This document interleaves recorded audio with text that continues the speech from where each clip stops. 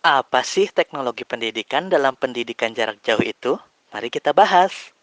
Halo, saya Ahmad. Selamat datang di video pembelajaran ini ya. Pada video ini, saya akan menyampaikan kesimpulan dari materi teknologi pendidikan dalam pendidikan jarak jauh yang telah kita pelajari sebelumnya. Teknologi pendidikan adalah bidang ilmu yang mempelajari pengembangan, penerapan, dan evaluasi proses dan sumber daya belajar yang melibatkan teknologi untuk meningkatkan kualitas pembelajaran. Teknologi pendidikan dapat digunakan dalam berbagai konteks pendidikan. Salah satunya adalah pendidikan jarak jauh.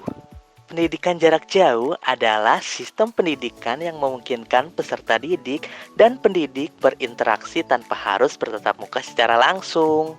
Pendidikan jarak jauh dapat dilakukan dengan menggunakan berbagai media, seperti surat, radio, televisi, telepon, komputer, internet, atau perangkat mobile. Pendidikan jarak jauh memiliki beberapa kelebihan dan kekurangan.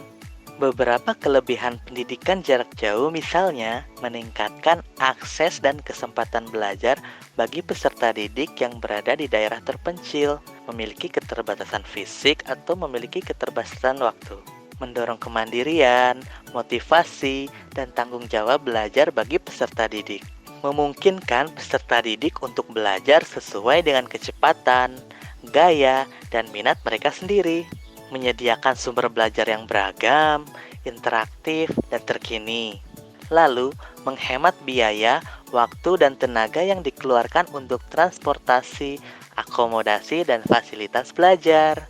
Namun, ada beberapa kekurangan pendidikan jarak jauh, seperti memerlukan kesiapan dan keterampilan teknologi yang memadai bagi peserta didik dan pendidik, menimbulkan kesulitan dalam komunikasi, interaksi, dan kolaborasi antara peserta didik dan pendidik, serta antara sesama peserta didik, mengurangi rasa kebersamaan, keakraban, dan kepedulian antara peserta didik dan pendidik, serta antara sesama peserta didik, menyebabkan kesenjangan kualitas dan kesetaraan pendidikan antara peserta didik yang memiliki akses dan kemampuan teknologi yang berbeda, membutuhkan dukungan dan pengawasan yang kuat dari pihak-pihak terkait seperti keluarga, sekolah, pemerintah, dan masyarakat. Untuk mengatasi kekurangan-kekurangan tersebut, ada beberapa strategi yang dapat dilakukan, seperti melakukan analisis kebutuhan, karakteristik, dan potensi peserta didik dan pendidik sebelum merancang dan melaksanakan pendidikan jarak jauh.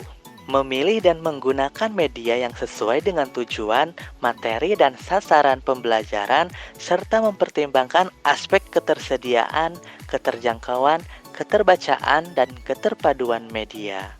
Mengembangkan dan menyajikan materi pembelajaran yang menarik, relevan, bermakna, dan bervariasi, serta memperhatikan aspek konten, struktur, presentasi, dan evaluasi materi.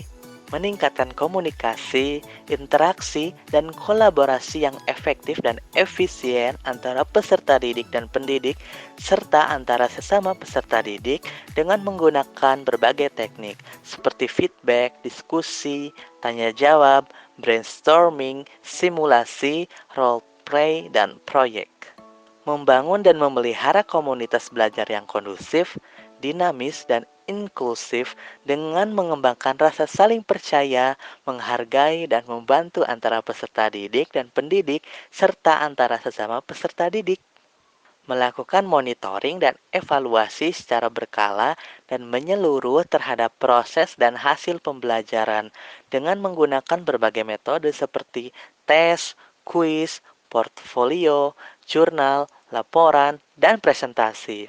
Demikianlah kesimpulan dari materi TPN 4311 Teknologi Pendidikan dalam Pendidikan Jarak Jauh yang telah saya sampaikan.